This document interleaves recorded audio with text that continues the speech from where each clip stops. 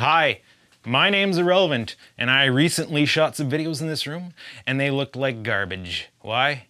Poor lighting. That's why.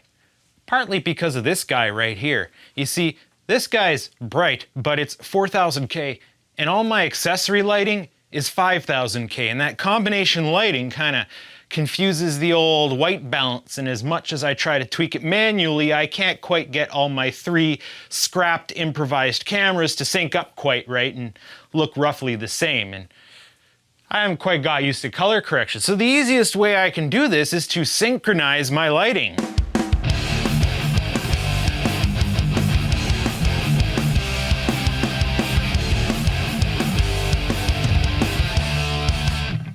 I'm no stranger to photography. I've been doing it for a while, and I have this way of doing things where I do it on camera. I barely ever touch Photoshop because 99 times out of 100, I can dial in the colors, the contrast, and everything I want in camera, take the shot, and then boom, good. You know, Photoshop and raw photography is great for certain important kind of missions where like you don't have time to dial in all those settings, but generally the photography I'm doing, I have that luxury of time, so I can take the time to do it on camera where I'm used to doing it, and I don't have to worry about doing it in post. But it doesn't matter.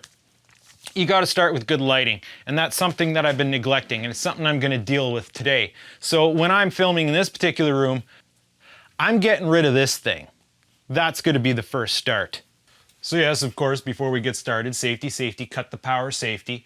I don't have to go to the breaker because this entire room is AFCI protected via this switch. And we're good. Fortunately, oh wow, this is just picturesque. There's a circuit in here that's on a different breaker. Don't look at it. It hurts the eyes.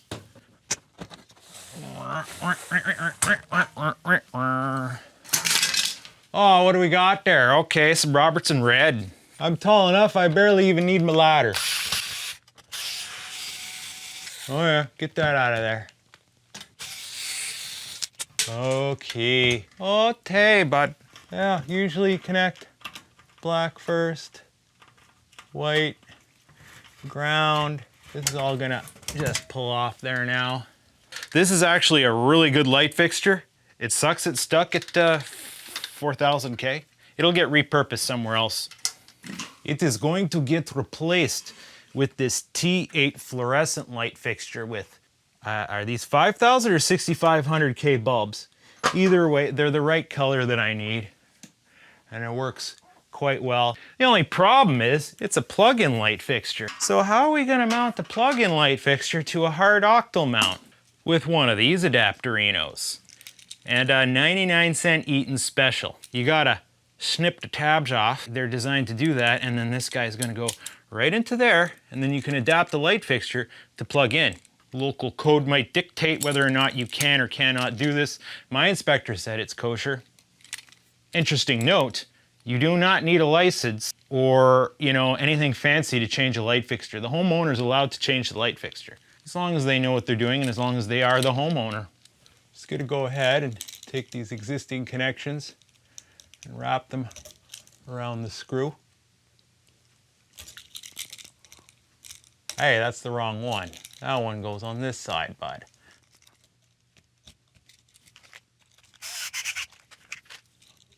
Black goes on the brass screw, white goes on the silver screw, ground goes on the ground screw.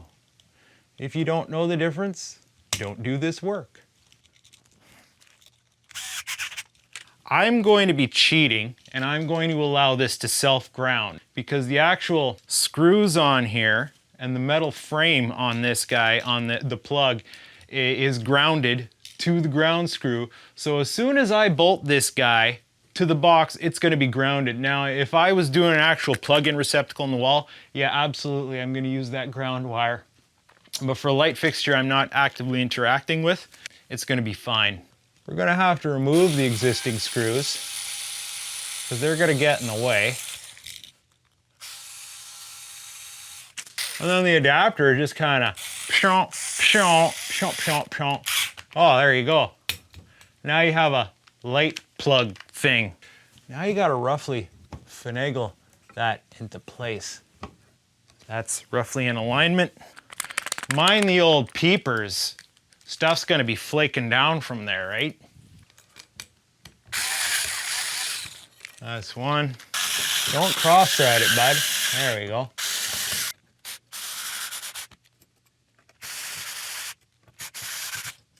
So that only kind of looks like hell. And you're gonna notice I put this assembly hooky on there, hooky dealy, and that's simply because the way this is suspended in the ceiling, it's hanging off the truss work, right? So when I go to plug stuff in there, it's just gonna push the whole tile up. So in order to be able to better facilitate my needs, this hook is gonna allow me to hold on to it while I plug stuff into it. Key rings are an excellent way to adapt your suspension method. To bring it all together, we got these metal hooks that attach to the truss work of the drop ceiling, and then will securely allow you to mount something to said drop ceiling.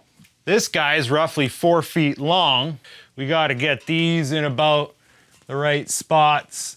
There and there, looks about right. You can make subtle adjustments to these hooks so it's not a deal breaker if you get it wrong the first time. Here.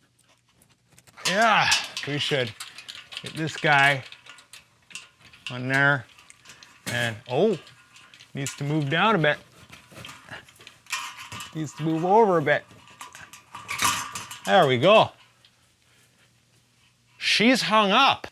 Yes, yes, yes, yes. We'll just do a loop-de-loop here, and then simply we plug that into there. We can make fine adjustments as we go. And now finally, aha, it works. That's much better.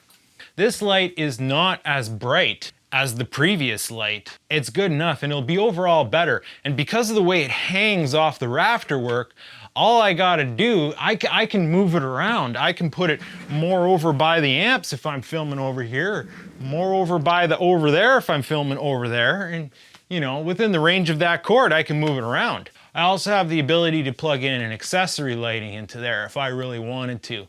That's only the first stage of this sorting out the lighting situation. We gotta move on to the next stage now. All right, so yeah, there's another thing, and that's this guy, utility clamp light. Quite possibly the poor man's solution to video lighting. I guess you have to destroy the box to get this guy out. Look at that. Look at that right there, bud. Nice big dish. Then we have this guy that goes onto there. Also for an affordable price, a 2-pack of daylight LED bulbs that are rated for 1600 lumens. Brightest ones I could get at Canadian Tire. And now them are gonna go into there. That is just quality much? Oh well. Oh, there we go. It's ETL rated. No wonder it's got a flaw. This cable is short though. Let's see. Plug this in. Oh! Oh! That's pretty good. It's got a pretty even spread on it. Would you like to hear a story of horror? I would like a longer cable on it. Let's see. Let's see if we can modify it. So that would imply, oh, look at that. It screws right apart, sir. Oh, they're just little push connectors. Watch this, watch this. You're gonna love my nuts. It looks like their spec is tinned ends. I'm gonna have to get the old heat iron out. Now let's go into my scrap bin and see what I have to work with. Aha! I knew I'd find an application for this. Look at that guy. That is many, many feet of, this is probably heavy duty too, isn't it? 16 gauge. That's overkill for what I need. Will it even go through this hole? Ah, yes, it will. Quite nicely will it go through this hole. I was biking around one day.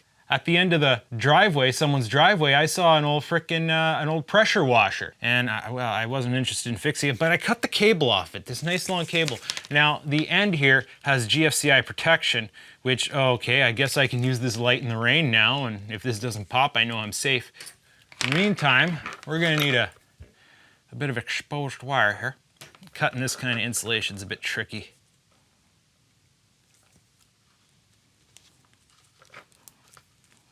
All right, okay, you gotta get it off without damaging the wire. All right, make sure you put on the crystals first. The tinning apparatus.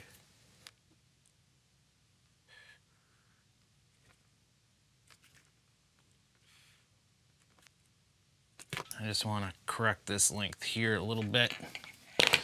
It's marked positive and negative. That's funny. Yeah. Now I'll just put it under its respective chokeholds. And there we go. That's on there. Now let's snoot this up there and secure it into place. Don't put it on too tight. You might break it. This little freaking tiny, put that back into scrap. I've got a really long cable for this now. I go plug it in all the way other side here. I don't like how sloppy loose it is. Let's get the dome back on. Let's get the bulb back in. And I see no reason why that shouldn't work now. Thanks, Obama. The GFCI just needs to be reset.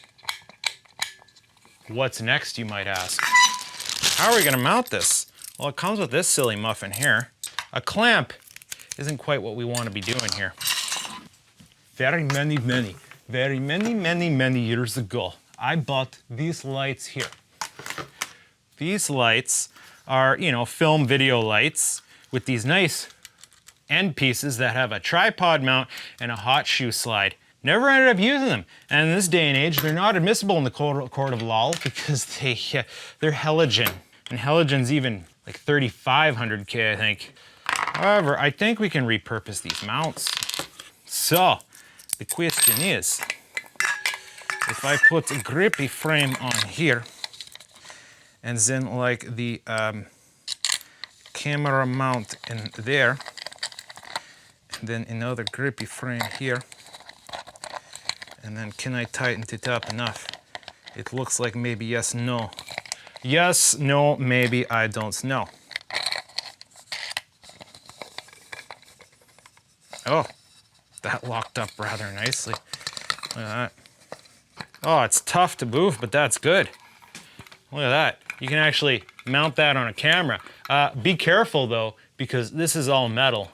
Some cameras have electrical contacts on their hot shoe, hence hot shoe. So I don't want to find out if you short those all out at once. This needs like some slip washers or something. Okay, hardware department. Note to self, acquire more washers. You are running low on washers. So let's take this back off now. And let's, I got these just little brass dealers here. Put one of those on, put one of those on, put one of those on, put one of those on. Oh yeah, much nicer. The adjustability is more fluid with just enough tightness to hold it into place. We're not quite done yet. Parchment paper. Use parchment paper, not wax paper. Parchment paper doesn't have wax on it to melt, and it's temperature rated. Gotta just flop that down there and kind of, you know, get on it.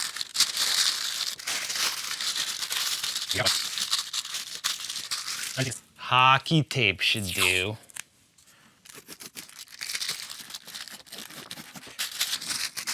Wait. Ha, go all out. Put 2 layers on. Well, that looks like ass, but it's gonna stay in place.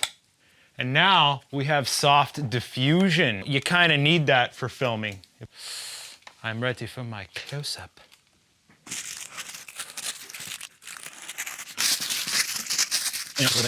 Ha! Ha! And then here are one of the very basic lighting stands that it came with. Requires a little spinning action on the stand's part.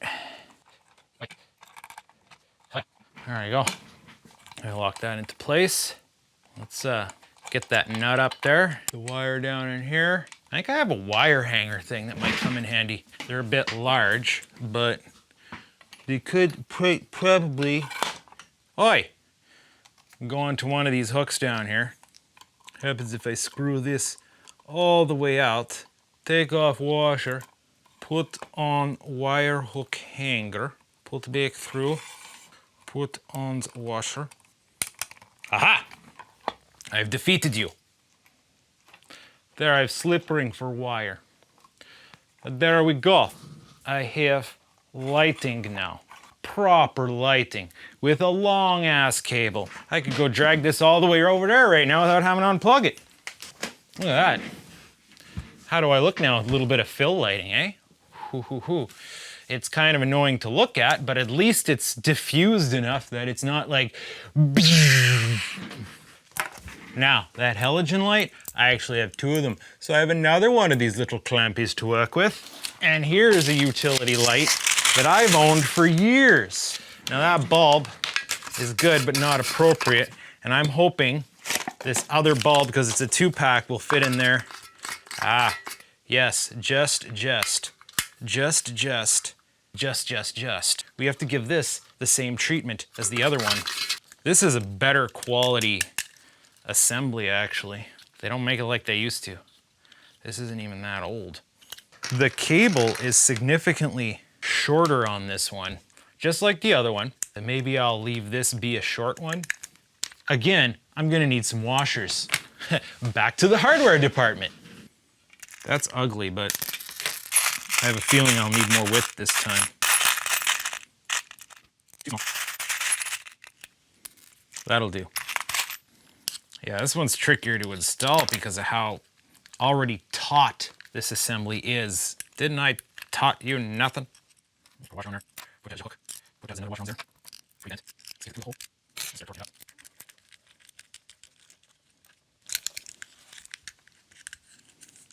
That one's a little rougher. Needs a little instruction. Oh yeah. That's pretty good now. Just work it in a bit. Haha, she's on there. Now, reflector, bulb, papier de parchemin. And this one's just being held on by an elastic. And, we have 2 effect lightings. Yes, how nice. Diffused, nice and diffused. Let's taper up. Very, very basic, simple stunt. Aha! Yes. This works good, yes? Just a little bit of knot so it not hang off here. And we might just put some cable retainers here along the shaft and yeah, another wicked fill light. There has been a new development. I just realized I have one of these interception dimmers here. I tested it, it works great. I made this maybe many years ago before I learned some of what I know now. But I do remember how this thing comes apart, and if I just pop this little block out, this wire is gonna come right out. Or is it? Yes, of course it will. Yes, I have an idea. And Mr. Lamp we just made's gotta go back under the knife.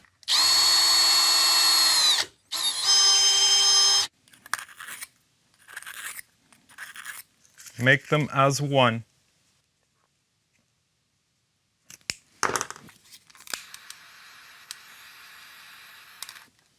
Okay, so we have these wires secured together now.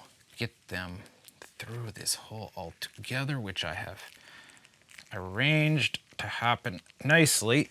Cramming all this gram in here is going to be a bit tricky. This needs to be a touch shorter. Needs some strippage. Needs some solderage. Wi-Fi direct now. We need to kind of get it to all secure together. As you can see, we have multiple wires coming out of here now, right? Because the idea is that this wire gets chopped and then it gets stuck into the back of this hole and then it gets pushed down into that hole bit and then we put the spike strip in. Then put the rubber nozzle back into place. And then now we have built-on dimming. Oh yeah. Oh yeah, bud, so good. Oh, so good. Built-on dimming. Ooh. Ooh.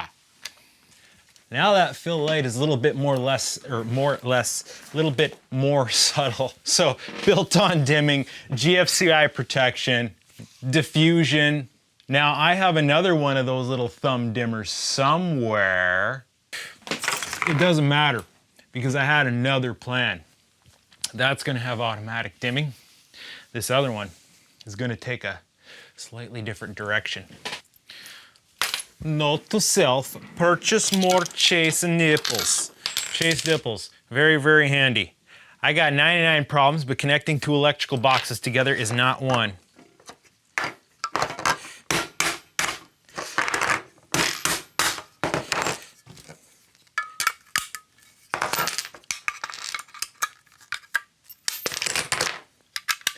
Chase nipple goes like that. Little bit of interception. Half-inch securing the application. Nice and tight. Second box, same as the first. Need to line them up and get that on nice and tight. Nice and tight, yeah. They no go anywhere now. And it is question of where is that little bean footage? Right there. Yes, sir. Yes, sir, indeed. Aha. We'll take these screws salvaged from that other thing we were working on earlier. Using this method of doing things, we need it slightly offset. Now we're gonna come in from this way. Oh, we might very well, sir. How about it?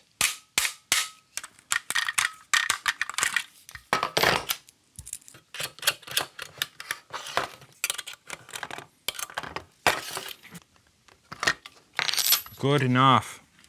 Also in scrap salvage, 60 gauge wire. This used to be part and parcel of a lamp cord for this lamp that was hanging over my father's drafting bench all throughout my childhood. It clearly is a cut up extension cord. 16 gauge, C rating, I don't know. But either way, for what I'm using it for, it's more than skookum enough. Put that through there. We're gonna get some fresh ends here. So that guy is gonna snip off like that. And onto one of these lines going into the dimmer. But we gotta get the other two ready first. When implementing stranded wire the way I am, you need to put the little forks on it. You don't put stranded wire just direct through the binding posts. You need the forks. You gotta fork it. So these forks, we're going to need it on the neutral. And we're going to need it on the ground. All right, snip off some of this excess. All right, here, 99-cent Eaton Special. We're gonna bind these together. And that's gonna go to the dimmer switch. And then we're going to get yet another forking to go onto this end here. That forking goes on der hot. Secure this. The white forking goes on der neutral. And ground goes on ground. That's put it all together now.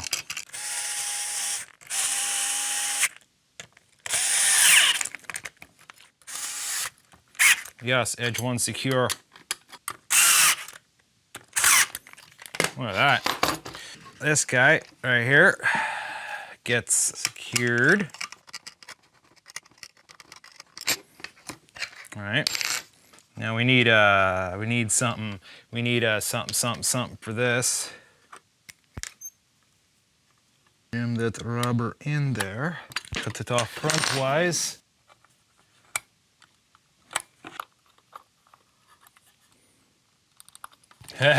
It goes to 11. Let's get this other light here. Now that plugs into the here. Now the other end plugs into the power. Oh, explosions, nope. Ha, and, oh. Now I have dimmer control for accessory lights. I don't want to modify this one. I don't have to now because I could just plug it into this pupperino right here. I can just drop this down to the bottom of the stand, and assuming the wire reaches,